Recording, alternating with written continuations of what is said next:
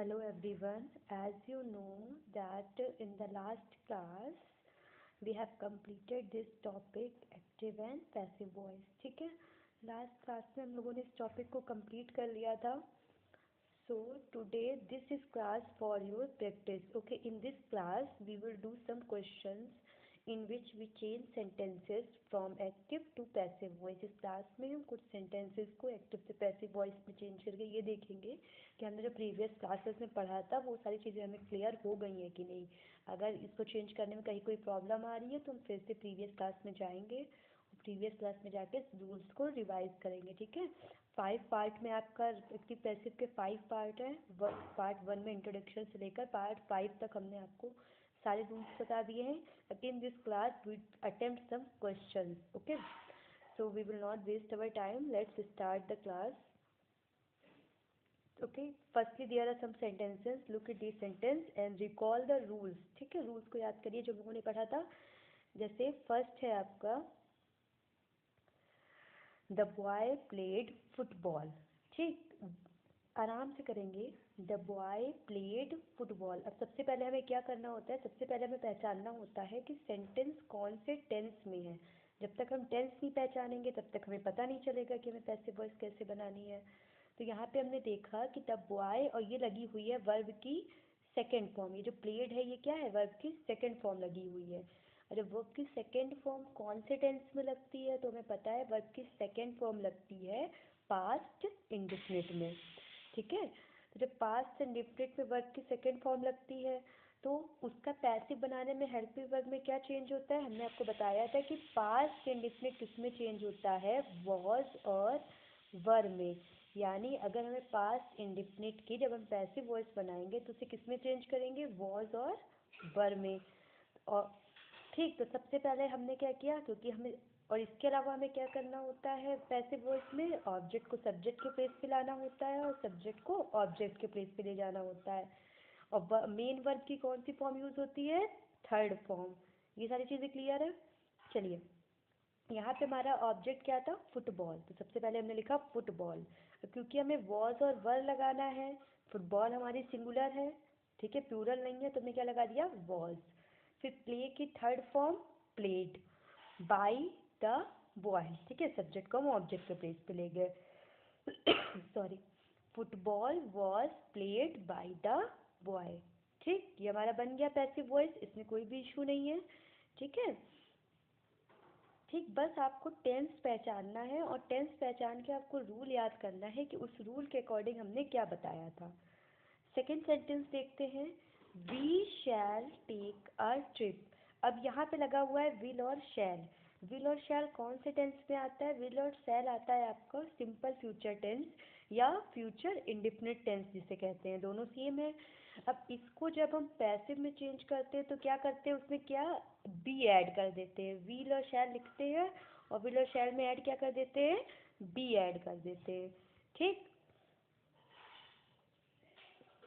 ठीक है, तो यहाँ पे हमने क्या करेंगे, यहाँ पे हम लिखेंगे, सबसे पहले ऑब्जेक्ट लाएंगे तो ऑब्जेक्ट यहाँ पे क्या है, अ ट्रिप. तो हमने लिखा अ ट्रिप. अब इसके साथ विल लगेगा या शैल लगेगा तो हमने आपको बताया है सिर्फ आई और वी के साथ शैल लगता है, बाकी सबके साथ क्या लगता है, विल लगता है. ठीक है, तो यहाँ पे हम क्या लगाएंगे, विल. और क्योंकि पैसिव वॉइस से हमने अभी बताया बी ऐड करते हैं तो क्या ऐड करेंगे, be. A trip will be.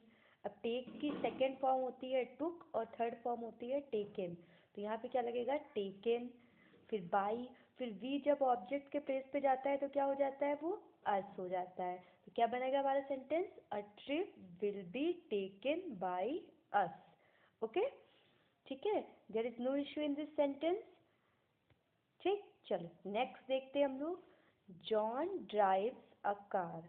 अब यहाँ पे देखिए वर्ब की फर्स्ट फॉर्म लगी है, ड्राइव सेकंड फॉर्म नहीं है, उसमें सिर्फ एस ही एस ऐड हो गया है, लेकिन लगी तो फर्स्ट फॉर्म ही है.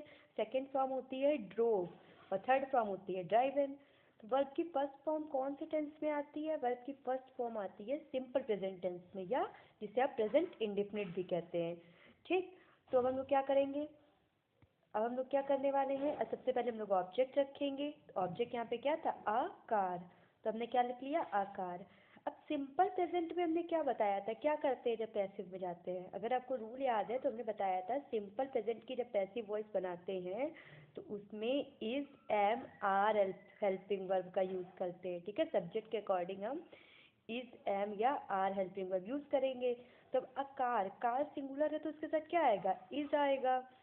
फिर ड्राइव, ड्राइव की थर्ड फॉर्म होती है ड्राइवन बाय जॉन। अब जॉन क्योंकि एक नेम है तो ये ऑब्जेक्ट के प्लेस पे भी सेम रहेगा, ठीक है। नेम चेंज नहीं होते, नेम सब्जेक्ट और ऑब्जेक्ट के प्लेस पे सेम रहते हैं। तो क्या हमारा सेंटेंस बन जाएगा, a car is driven by John.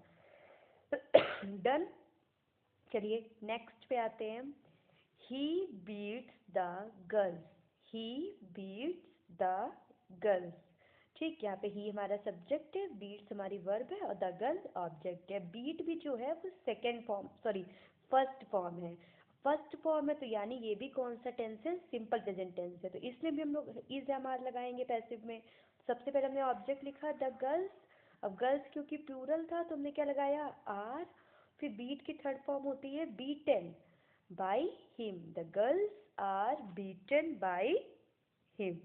Done. चलिए लास्ट सेंटेंस देखते हैं। I was making a kite. अब ये कौन सा टेंस है, इसमें वॉज लगा हुआ है। वॉज और वर्ब कौन से टेंस में आता है, वॉज और वर्ब आपका आता है पास्ट कॉन्टिन्यूअस में। याद रखेंगे इज एम आर आता है प्रेजेंट कॉन्टिन्यूअस में और वॉज और वर्ब आता है हमारा पास्ट कॉन्टिन्यूअस में, ठीक है। तो हमें ये पता चल गया कि ये कौन सा टेंस है, पास्ट कॉन्टिन्यूअस टेंस है। तो पास्ट कॉन्टिन्यूअस टेंस में क्या होता है, जब हम पैसिव बनाते हैं तो क्या होता है, बीइंग जोड़ देते हैं। हेल्पिंग वर्ब में क्या जोड़ देते हैं, बीइंग जोड़ देते हैं। तो हम लोग क्या करेंगे, सबसे पहले ऑब्जेक्ट हमने लिख लिया अ काइट। अब काइट सिंगुलर है तो हमने वॉज लगा दिया। फिर क्योंकि बीइंग ऐड करते हैं पैसिव में तो बीइंग लगा दिया। और मेक की थर्ड फॉर्म क्या होती है, made by me. A kite was being made by me, ठीक है। Is it clear? I hope is it clear to you? Still if you have any doubt you can write to me, okay? ठीक। तो ये हमने कुछ sentences लिए थे passive में चेंज करने के, which are our affirmative sentences. अब हम थोड़े से नेगेटिव सेंटेंसेस को भी देखते हैं। हमने आपको बताया था रूल सेम रहते हैं नेगेटिव सेंटेंस पे भी, बट नॉट के प्लेस पे नॉट को लगा देते हैं। और नॉट का प्लेस क्या होता है किसी भी सेंटेंस में, हेल्पिंग वर्ब के बाद, ठीक है। नॉट का प्लेस किसी भी सेंटेंस में क्या होता है, हेल्पिंग वर्ब के बाद नॉट आता है हमेशा। Sorry for this. Okay, let's look the first sentence. They have not stolen my pen. अब यहाँ पे लगा हुआ है have. have हमारा कौन सा है, have हमारा कौन से टेंस में आता है, have हमारा आता है प्रेजेंट परफेक्ट में, ठीक है। प्रेजेंट परफेक्ट में आता है हैज़, हैव। तो प्रेजेंट परफेक्ट को जब पैसिव बनाते हैं तो हम क्या ऐड कर देते हैं, बीन ऐड कर देते हैं, ठीक है। ये हमें पता है। तो हम यहाँ पे क्या करेंगे, अब कैसे बनाएंगे, सबसे पहले ऑब्जेक्ट लिखेंगे माई पेन। फिर माई पेन के साथ हैज़ आएगा या हैव आएगा, तो माई पेन सिंगुलर है तो उसके साथ हमारा हैज़ आएगा। क्योंकि हेल्पिंग वर्ब के बाद तुरंत नॉट लगता है, ऊपर नॉट लगा हुआ है तो हम यहाँ भी नॉट लगा देंगे। फिर पैसिव बनाना है इसलिए हमने बीन लगा दिया। स्टोलन ऑलरेडी थर्ड फॉर्म लगी हुई है, ठीक, by them. The pen has not been stolen by them. बस नॉट के प्लेस पे नॉट को रख दो, बाकी सारे रूल्स वही फॉलो होंगे जो इन सेंटेंसेस में फॉलो हो रहे थे आपके। They must not have lift and, they must not have lift any sign, ठीक है। तो यहाँ पे देखो मस्ट हमारी है मॉडल वर्ब। अगर आपने मेरे सारे वीडियोस देखे हैं एक्टिव पैसिव वॉइस के तो उन्हें बताया है कि मॉडल वर्ब जो होती हैं जब भी वो पैसिव में चेंज होंगी तो उनमें बीन ऐड हो जाता है, ठीक है। ठीक है, कुछ में बी ऐड होता है कुछ में बीन होता है, ठीक है। ये भी हमने आपको बताया था किस में बीन ऐड होता है और किस में बी ऐड होता है, ठीक। तो एक बार उसको देख लीजिएगा। They must not have lift any sign, तो यहाँ पे ऑब्जेक्ट है एनी साइन, सबसे पहले ये आया। फिर मस्ट नॉट जैसे था वैसे आएगा, हैव बीन, ठीक, लेफ्ट बाय देम, ठीक। एक करेक्शन यहाँ पर है, ठीक है। एनी साइन, कोई भी साइन नहीं छोड़ा, तो जो एनी है वो सिंगुलर में आता है तो यहाँ पर हैव नहीं हैज होना चाहिए था, ठीक है। ये करेक्शन कर लीजिएगा, ठीक। Any sign must not has been left by them. Okay sorry, must have ही होता है। अच्छा मॉडल वर्ब है तो भूल ही गए थे, अभी मैंने खुद ही आपको बताया है कि मस्ट क्या है, मॉडल वर्ब है। मॉडल वर्ब के साथ हैव आता है, हैज़ नहीं आता है, ठीक। एनी साइन करेक्ट है, must not have been left by them. Next हम लोग देखते हैं nobody has done homework, ठीक। अब देखो यहाँ पे क्या है, होमवर्क हमारा ऑब्जेक्ट है, हमने वो लिखा। अभी हमने पढ़ा था कि हैज़ हैव के साथ पैसिव में बीन ऐड होता है, तो हमने लिखा हैज़ नॉट बीन। और डन क्योंकि सेकेंड फॉर्म है, सॉरी थर्ड फॉर्म है, तो हमने डन लिख दिया। फर्स्ट फॉर्म होती है डू, सेकेंड फॉर्म होती है डिड, और थर्ड फॉर्म होती है हमारी डन, तो हमने डायरेक्ट डन लिख दिया। अब आप कहेंगे कि इसमें हमने बाई नो बडी क्यों नहीं लिखा, क्योंकि देखो किसी ने होमवर्क नहीं किया था, तो सब्जेक्ट इतना इम्पोर्टेंट नहीं है, ठीक है। तो जब सब्जेक्ट इम्पोर्टेंट नहीं होता है तब हम लोग क्या करते हैं, सब्जेक्ट नहीं लिखते हैं। ये रूल हमने आपको समझाया हुआ है फर्स्ट या सेकेंड पार्ट में, एक बार जाके देख लीजिएगा, ठीक। तो nobody has done homework, homework has not be done, okay. These are the some examples of the negative sentence in which we change from active to passive. Now let's look some example of interrogative sentence. इसमें दोनों तरह के interrogative हमने लिए हैं, वो जो helping verb से start होते हैं, means yes no type interrogative, और second आपके जो double interrogative जिन्हें बोलते हैं, जो हमारे WH, what, where, why, when, how से start होते हैं। एक बार इनको देखते हैं। इनमें भी आपको याद रखना है, रूल वही है, सिर्फ आपको उनको इंट्रोगेटिव सेंटेंस के फॉर्मेट में फिट करना है। कैसे, did my secretary print the document. अब डिड लगा हुआ है, डिड लगता है हमारा पास्ट इंडिफिनिट में, और पास्ट इंडिफिनिट जब पैसिव में चेंज होता है तो हेल्पिंग वर्ब यूज होती है वॉज या फिर वर। इतना हमें रूल से पता था।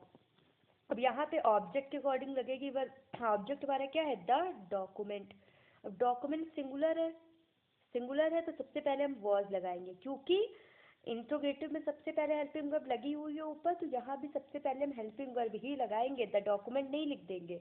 फिर उसके बाद हम ऑब्जेक्ट लगाएंगे द डॉक्यूमेंट। ऑब्जेक्ट सब्जेक्ट के प्लेस पे आता है ना, और सब्जेक्ट के पहले हेल्पिंग वर्ब लगी हुई है तो यहाँ पे ऑब्जेक्ट के पहले हेल्पिंग वर्ब लगेगी।